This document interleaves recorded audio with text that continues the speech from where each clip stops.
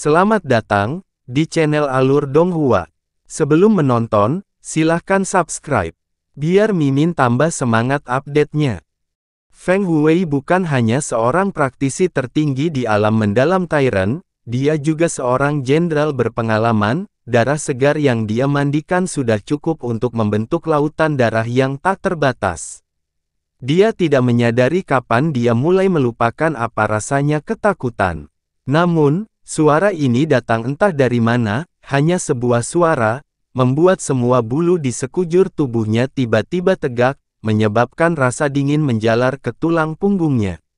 Suara yang sangat memekakkan telinga bergema, dan mata Feng Huwei samar-samar melihat sekilas ruang yang secara kasar terkoyak oleh bekas luka hitam pekat. Di antara semua orang yang hadir, dialah satu-satunya yang bisa melihat momen di mana ruang itu terkoyak.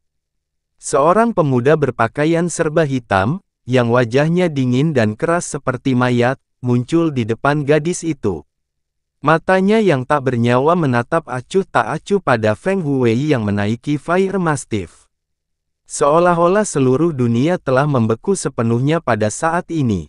Di bawah tatapan pemuda ini, emosi ketakutan yang tidak muncul selama 100 tahun terakhir tiba-tiba muncul seperti iblis yang berkembang biak di dalam jiwa Jenderal Huwei. Itu meningkat sampai dia bisa merasakan dadanya ditekan oleh gunung yang sangat tinggi. Jantungnya berhenti berdetak, bahkan darahnya berhenti mengalir, seolah-olah seluruh tubuhnya berada di neraka yang sedingin es. Setiap sel bergetar hebat, ketakutan semacam itu bahkan mempengaruhi panca inderanya. Dia jelas-jelas sedang menatap pemuda di depannya, tetapi apa yang dia lihat hanyalah kabut-kabur, dia tidak bisa melihat wajahnya dengan baik. Di bawah tubuhnya, gelombang getaran yang hebat bisa dirasakan, itu adalah Fire Mastiff yang gemetar. Tunggangan Fire Mastiff-nya adalah Emperor Beast yang sangat besar dan kuat yang telah mengikutinya selama 100 tahun penuh. Ia telah terlibat dalam peperangan berkali-kali, menginjak-injak ladang yang dipenuhi mayat yang tak terhitung jumlahnya.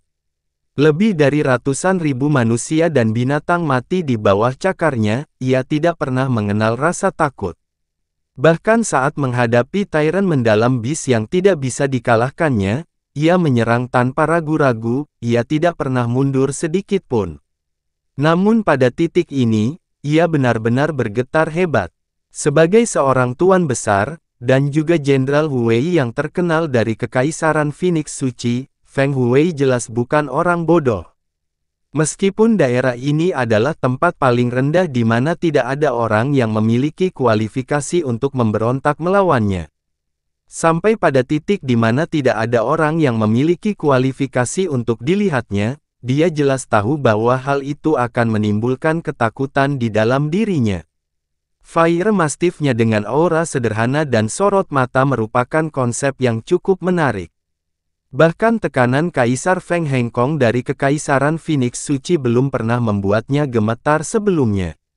Ayo! Kota awan terapung kecil ini tiba-tiba mempunyai sampah Blue Wind yang tidak tahu apa yang baik untuknya. Berani menghentikan jenderal kita, sepertinya kamu tidak ingin hidup lagi. Sementara pikiran Feng Huwei bergetar, sebuah suara penuh penghinaan terdengar, orang yang mengatakan itu bukanlah orang lain, melainkan wakil jenderal pertama di bawahnya, Feng Qianjun, yang juga berasal dari Sekte Phoenix Suci. Feng Huwei sangat khawatir. Tepat ketika dia ingin mengatakan sesuatu untuk menghentikannya, dia malah melihat siluet pemuda berpakaian hitam itu melintas, tiba-tiba bergerak maju. Telapak tangan yang pucat pasi dan tampak diselimuti kabut hitam, mencakar leher Feng Qianjun. Tidak peduli apapun jenis gerakannya, termasuk gerakan tangannya, bagi orang biasa, itu akan sangat cepat. Namun bagi seorang praktisi yang kuat, terutama bagi Feng Qianjun, yang berada di tingkat ke-8 Kaisar Alam Mendalam, itu sangat lambat sampai pada titik di mana dia terlalu malas untuk menghindar, dan membiarkan telapak tangannya mencengkeram lehernya sendiri. Ketika tangan pemuda berpakaian hitam itu mencengkeram lehernya, terlepas dari bekas rasa dingin, belum lagi mati lemas atau nyeri, tidak ada sedikit pun rasa tidak nyaman yang bisa dirasakan. Setelah itu, perasaan sedingin es itu pun tidak terasa lagi. Dan baginya, ini adalah hal yang sangat normal, karena di antara para kultivator rendahan di kota Floating Cloud, bahkan jika mereka menggunakan 100% kekuatan untuk mencekiknya, hal itu tidak akan menyebabkan sedikit pun kegelisahan pada Kaisar Mendalam tingkat 8. Hahaha, Feng Qianjun tertawa terbahak-bahak, tawanya penuh dengan hinaan. Dia melihat ekspresi di mata Fen Juechen dan merasa kasihan, seolah-olah dia sedang melihat seekor semut yang melebih-lebihkan dirinya sendiri. Tentu saja tidak ada kekurangan orang-orang malang yang bodoh dan menggelikan di dunia ini. Jenderal ini awalnya merasa kasihan dan tidak berencana membunuh siapapun hari ini, tapi sampah Blue Wind yang tidak penting ternyata berani mengambil tindakan melawan jenderal ini, hahaha. Ayo, ayo, ayo, tunjukkan padaku semua kekuatanmu. Cepat, cekik jenderal ini sampai mati, jenderal ini akan berdiri saja di sini. Anda dapat menggunakan tangan Anda, pisau, tombak. Jika Anda dapat membunuh jenderal ini akan memanggil Anda kakek di neraka. Ayo, ayo, ayo, kamu harus menggunakan lebih banyak kekuatan, hahaha. Sementara Feng Qianjun tertawa terbahak-bahak dengan nada meremehkan, tidak ada seorang pun di sekitarnya yang tertawa sama sekali. Tidak peduli apakah itu tentara Phoenix Suci atau warga kota awan terapung, semua mata mereka terbelalak hingga hampir meledak, dan teror yang tak ada habisnya memenuhi wajah mereka. Leher Feng Qianjun, yang dikunci oleh tangan Fen Juechen, mulai mengeluarkan kabut hitam samar.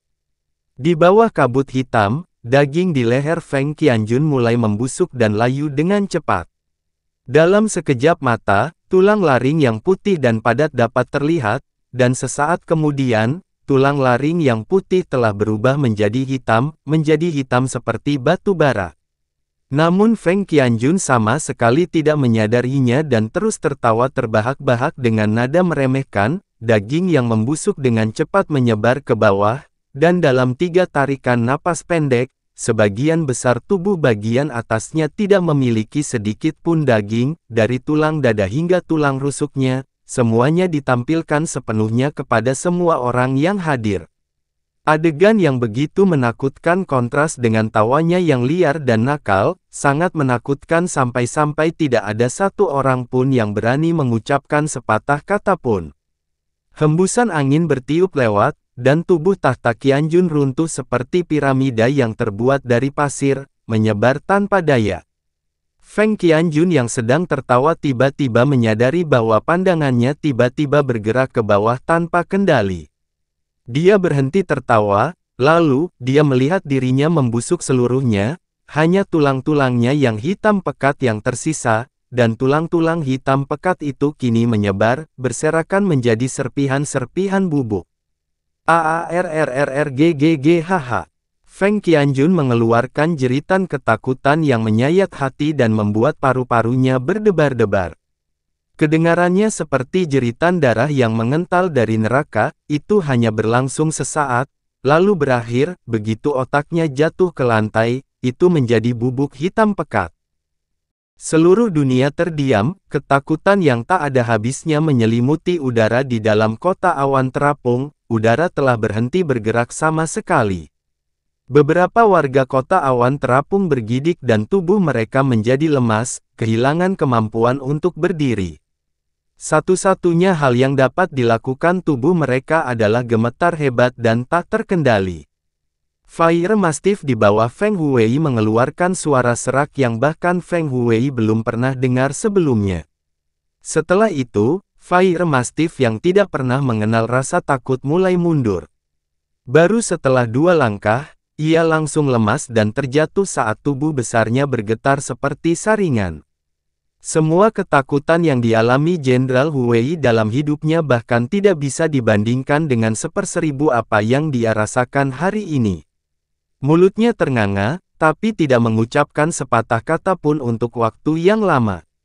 Dia telah membunuh banyak orang dalam hidupnya, bahkan jika dia membunuh 100.000 orang setiap hari, wajahnya tetap tidak menunjukkan ekspresi. Tapi di hadapannya tadi, hanya satu orang yang meninggal, namun seluruh jiwanya gemetar hebat. Dan orang yang mati di tangan pemuda berpakaian hitam itu bukanlah Jenderal Divine Phoenix biasa, itu adalah tahta tingkat 8 yang seharusnya tak tertandingi di Blue Wind. Dia bahkan tanpa sadar berpikir bahwa orang yang berdiri di depannya, sebenarnya adalah iblis dari neraka. Pada saat ini, Fan Juechen berbalik menghadapnya. Suaranya melemah, seperti kutukan iblis, dan rasa dingin mengalir di telinga Jenderal Hu Wei. Semua, dari, kamu, perlu, untuk, mati.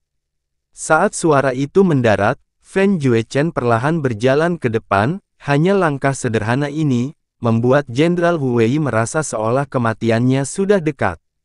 Suara seorang gadis terdengar cemas.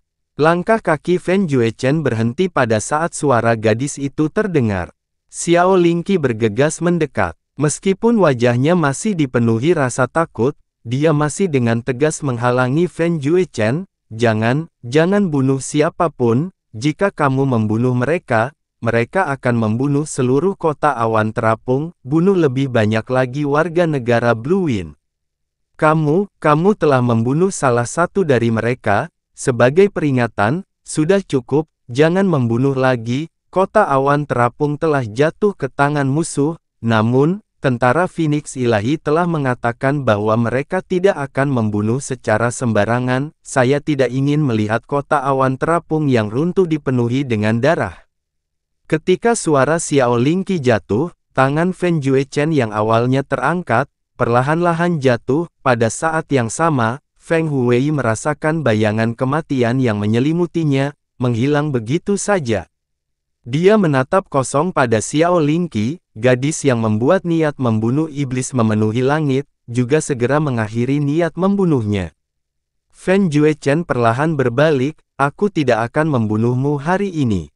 Tapi jika kamu berani membunuh satu orang dari kota Floating Cloud, aku akan membunuh 10.000 orang. Jika kamu membunuh 10 orang di kota Floating Cloud, aku akan membunuh 100.000 orang. Dia memandang ke arah Xiao Lingqi, jika kamu berani menyentuh sehelai rambut pun di kepalanya, aku akan membiarkan kalian semua mati di tempat. Fan Juechen tiba-tiba mengangkat tangannya dan menyerang. Seluruh kota awan terapung bergetar, dan ledakan yang sangat dahsyat terdengar, menyebabkan semua orang yang hadir kehilangan pendengarannya untuk sesaat. Semua orang tanpa sadar melihat ke atas, dan terkejut melihat bahwa di kejauhan, ada pusaran air hitam pekat yang sangat besar, tapi di saat berikutnya, pusaran air hitam pekat itu menghilang. Namun Feng Huwei merasa khawatir hingga hatinya hampir hancur. Dia berteriak tanpa sadar, "Raja!" Hanya saja suaranya berubah karena ketakutannya, sehingga tidak ada satu orang pun yang bisa mendengar dengan jelas apa yang dia teriakkan. Untuk menggunakan kekuatan besar yang dapat menyebabkan celah di ruang angkasa, Kaisar Alam Mendalam dapat melakukan itu. Namun dengan santainya menyebabkan lubang hitam spasial yang begitu besar, ini jelas merupakan kekuatan alam sovereign mendalam. Dalam sekte Phoenix Ilahi mereka yang kuat, hanya ada beberapa puluh orang di alam mendalam yang berdaulat. Namun para raja ini adalah landasan dari sekte Phoenix Ilahi, mereka adalah orang-orang yang bahkan harus dihormati oleh Master Sekte Phoenix Suci Feng Hengkong. Dan di 7 negara di langit yang mendalam, hanya kerajaan Phoenix Ilahi yang memiliki raja. Dia bahkan tidak berani bermimpi bahwa seorang raja benar-benar ada di kota pedesaan Blue Wind Nation ini, terlebih lagi, usianya sepertinya baru 20 lebih sedikit.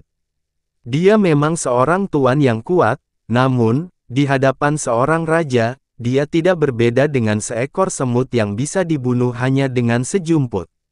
Kami hanya datang untuk menduduki kota Floating Cloud, kami sama sekali tidak akan membunuh satupun warga negara yang tidak bersalah. Meskipun Feng Huwei berusaha sekuat tenaga menenangkan suaranya untuk melindungi reputasinya sebagai Jenderal Huwei yang agung, bahkan dia sendiri dapat mendengar getaran dalam suaranya yang tidak dapat dia tekan. Enyah.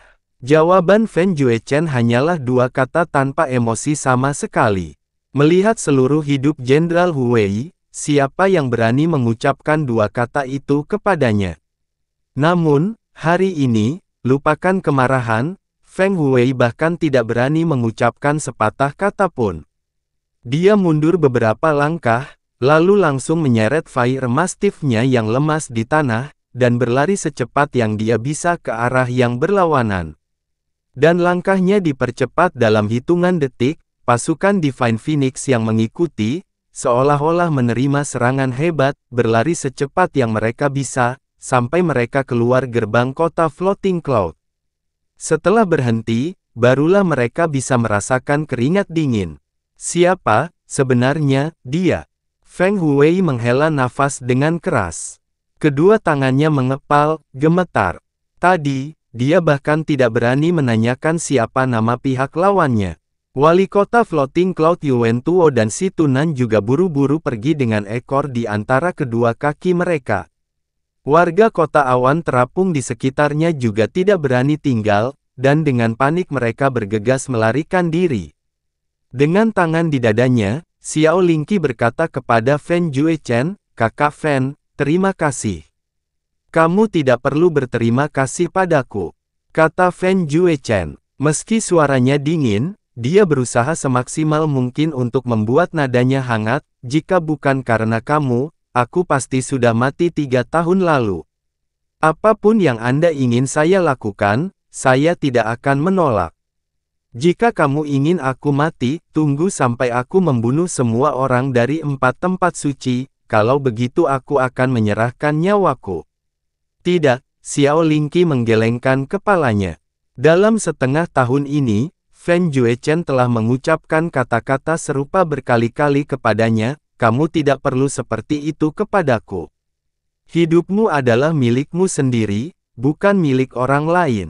Kehidupan orang lain juga sama, jika kamu benar-benar ingin melakukan sesuatu demi aku, maka jangan bunuh orang yang tidak bersalah dengan sengaja.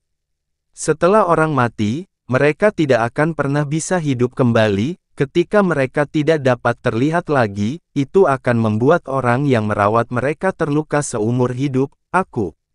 Sosok Yun Ce muncul di depan mata Xiao Lingqi, menyebabkan air mata mengalir di matanya, sambil menangis tanpa suara. Setelah melihat air mata Xiao Lingqi, Fan Juechen juga tahu mengapa dia tiba-tiba mulai menangis. Dia menghela nafas dalam-dalam, lalu berbalik, "Dalam setengah tahun ini, saya tidak membunuh satu orang pun. Orang itu tadi, dia mencoba mengambil keuntungan darimu, dia mati karena kejahatannya. Ketika saya memiliki kekuatan yang cukup dan telah membunuh semua orang yang harus saya bunuh, maka saya akan mendengarkan apapun yang Anda katakan." Kabut hitam berkumpul, dan Fan Juechen menghilang tanpa suara dari tempat itu. Udara hening, tanpa ada satu orang pun yang terlihat.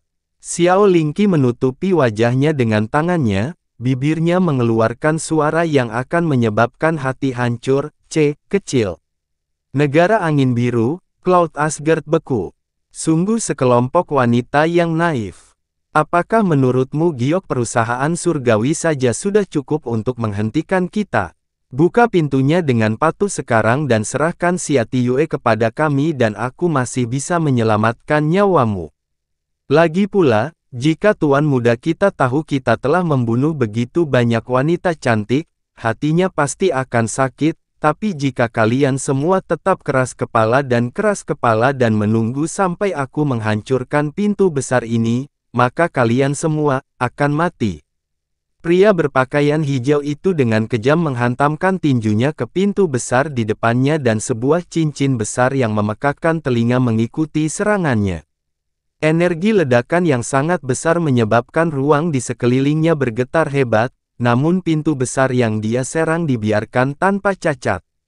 "Sial!" Pria berpakaian hijau itu mundur selangkah, seluruh lengan kanannya gemetar dan pergelangan tangannya dipenuhi rasa sakit yang tak henti-hentinya.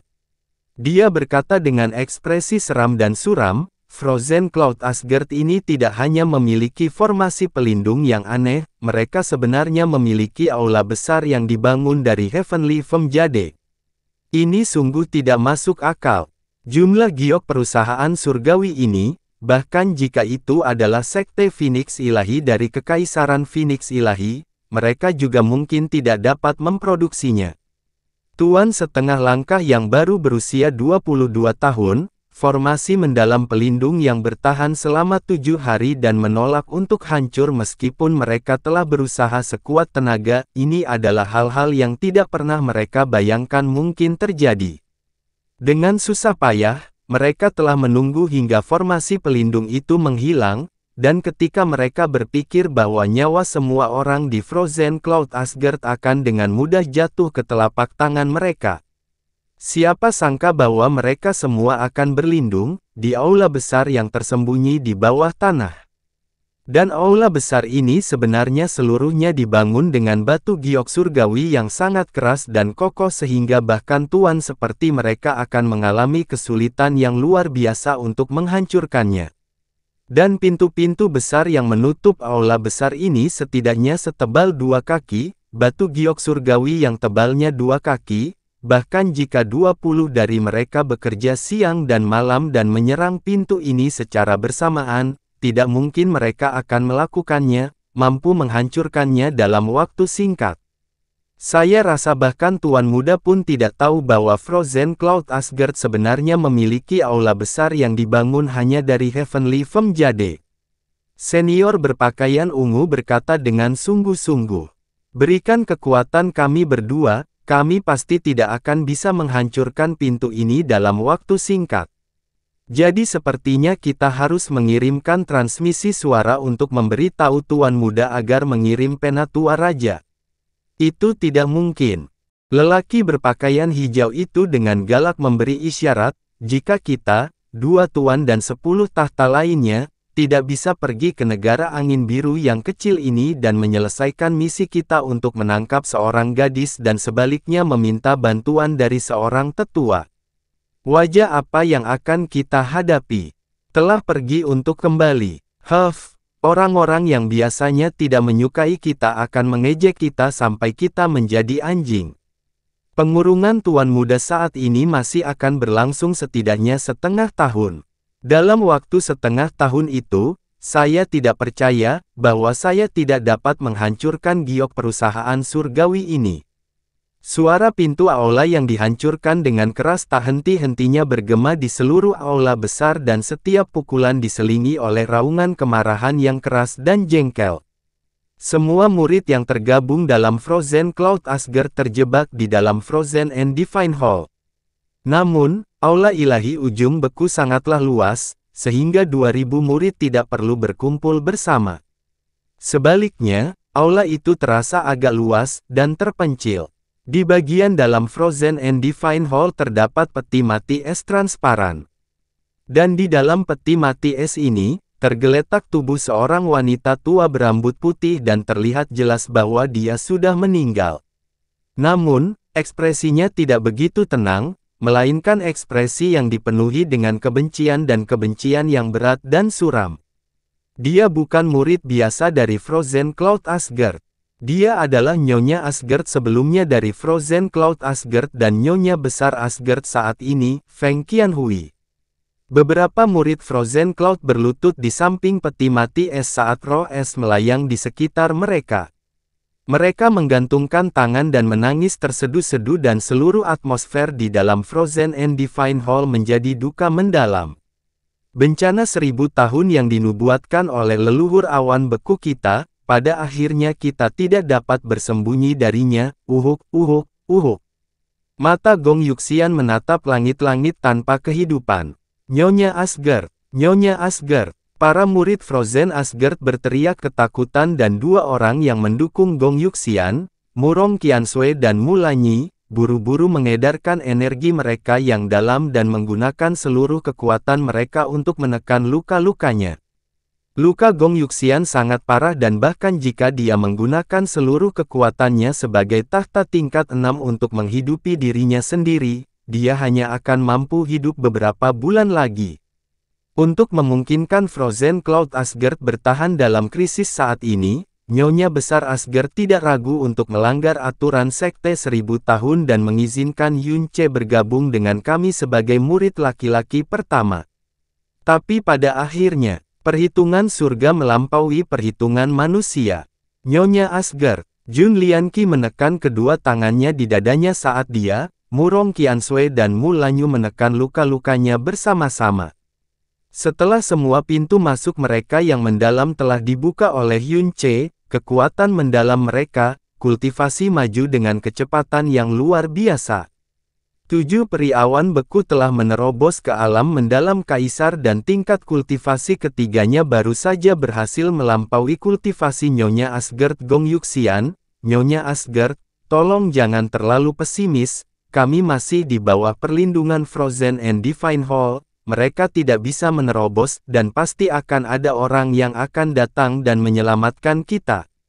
Kami pasti punya cara, dan saat mereka mengatakan hal ini, para peri awan beku ini, yang dianggap sebagai makhluk surgawi oleh penduduk negeri angin biru, pandangan mereka benar-benar kabur karena air mata.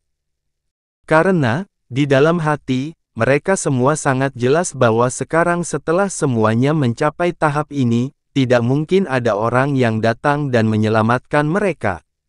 Aula surga ujung beku ini adalah tempat perlindungan terakhir mereka, dan begitu pintu-pintu besar itu diledakkan, mereka akan benar-benar terpojok. Mereka adalah Tuan Aula Surga Ujung Beku, hanya dapat menghentikan mereka untuk sementara. Uhuk. King Yue, kemarilah. Gong Yuxian mengulurkan lengan pucatnya. Nyonya Asgard, Xia King Yue berjalan mendekat dan dengan lembut berlutut di depan Gong Yuxian. King Yue, Gong Yuxian menatapnya dan secercah harapan akhirnya mencerahkan matanya yang mengendur. Keegoisanku sepenuhnya harus disalahkan untuk ini, karena aku tidak menyetujui permintaanmu untuk melanjutkan ke kota Blue Wind Imperial. Jika tidak, kamu bisa melarikan diri bencana ini. Tidak, Xia King Yue menggelengkan kepalanya, ini bukan salah Nyonya Asgard. Beberapa tahun terakhir ini, Frozen Cloud Asgard telah mentransfer sebagian besar sumber dayanya ke kota Blue Wind Imperial. Jadi murid ini hanya memiliki rasa terima kasih yang sebesar-besarnya di dalam hatinya. Gong Yuxian menghela nafas panjang, Frozen Cloud Asgard kami telah makmur selama 1000 tahun. Siapa sangka kalau generasiku akan mengalami kesulitan seperti itu, aku telah mengecewakan Nyonya Besar Asgard, mengecewakan leluhur kita, dan mengecewakan leluhur awan beku. Tapi, King Yue, kau adalah murid yang paling luar biasa dalam sejarah Asgard awan beku kami. Usiamu baru 22 tahun namun kekuatanmu yang mendalam, kultivasimu telah melebihi leluhur Frozen Cloud kami, selama kau masih hidup, selama kau masih ada, Frozen Cloud Asgard kami tidak akan pernah benar-benar mati. Dan Frozen Cloud Asgard kami tidak akan pernah benar-benar mati, Cloud Arts dan Frozen and Divine Arts, tidak akan menjadi tidak dikenal, dan bahkan mungkin akan ada, kebangkitan Frozen Cloud sekali lagi. Kepala Xia Tiyue tersentak dan perasaan gelisah terdengar dalam suaranya, Nyonya Asgard. Gunakan formasi mendalam yang ditinggalkan leluhur awan beku untuk tujuan melarikan diri, dan segera pergi. Gong Yuxian berkata dengan nada mendesak, hanya kamu, yang paling memenuhi syarat untuk menggunakan formasi mendalam ini. Selama Anda melarikan diri, Frozen Cloud Asgard kami akan memiliki harapan untuk bangkit kembali suatu hari nanti. Pergi. Formasi pelarian mendalam yang Gong Yuxian bicarakan adalah formasi mendalam yang Yun Ce tanyakan pada Xia King Yue ketika dia pertama kali memasuki Frozen and Divine Hall. Itu adalah sesuatu yang ditinggalkan oleh leluhur awan beku sebelum meninggal. Tidak ada yang tahu kemana tujuannya dan itu hanya bisa digunakan untuk melarikan diri pada saat bahaya besar. Selain itu, setiap kali digunakan, Itu hanya dapat menampung satu orang dan setelah formasi mendalam diaktifkan, itu akan menghilang, dan hanya akan muncul kembali setelah 100 tahun berlalu. Jadi hanya satu orang di antara 2000 murid Frozen Cloud yang terperangkap di Frozen and Divine Hall yang bisa menggunakan formasi pelarian ini untuk meninggalkan tempat ini. Semua mata tertuju pada Xia Qingyue tetapi tidak ada satupun wanita yang merasa iri atau tidak puas. Ini karena jika hanya satu orang yang bisa melarikan diri dari tempat ini, tidak peduli siapa orangnya, di dalam hati mereka, semua orang merasa bahwa Xia Qingyue adalah satu-satunya pilihan. Karena dia adalah harapan paling cemerlang dari Frozen Cloud Asgard, dan hanya jika dia melarikan diri dari tempat ini maka Frozen Cloud Asgard akan memiliki kesempatan untuk bangkit kembali untuk membalas bencana yang menimpa Frozen Cloud Asgard hari ini. Tidak, Xia Qingyue dengan penuh semangat menggelengkan kepalanya, saya adalah murid Frozen Cloud dan saya harus hidup dan mati bersama Frozen Cloud Asgard. Bagaimana aku bisa mengabaikan nyawa dan keselamatan Nyonya Asgard, tuanku, seniorku, dan semua saudara perempuanku, dan melarikan diri dari tempat ini sendirian. Sekarang bukan waktunya membiarkan emosi memengaruhi keputusan Anda. Gong Yuxian berteriak dengan suara keras, jika kamu masih menganggap dirimu sebagai murid Frozen Cloud Asgard, maka kamu akan segera meninggalkan tempat ini, dan membiarkan dirimu menjadi harapan terakhir Frozen Cloud Asgard kami. Hidup Anda akan menjadi harapan terakhir Frozen Cloud Asgard kita. Tetapi, tidak ada tapinya. Suara Gong Yuxian bergetar saat dia berbicara, ini adalah perintah Nyonya Asgard. Dan kamu, sebagai murid Frozen Cloud, tidak diperbolehkan untuk tidak patuh. Jika Anda tidak pergi, apakah Anda ingin Nyonya Besar Asgard mati sia-sia? Apakah kamu ingin secara pribadi menghancurkan harapan terakhir Frozen Cloud Asgard kita? Qingyue, Chu Yueli melangkah mendekat untuk menopang bahu Xia Qingyue, gunakan formasi pelarian yang mendalam untuk meninggalkan tempat ini. Ini bukan hanya perintah dari Nyonya Asgard, ini juga merupakan keinginan semua orang di sini. Dia menutup matanya dan suaranya perlahan menjadi lebih lembut, sebagai tuanmu, apa yang lebih kuharapkan?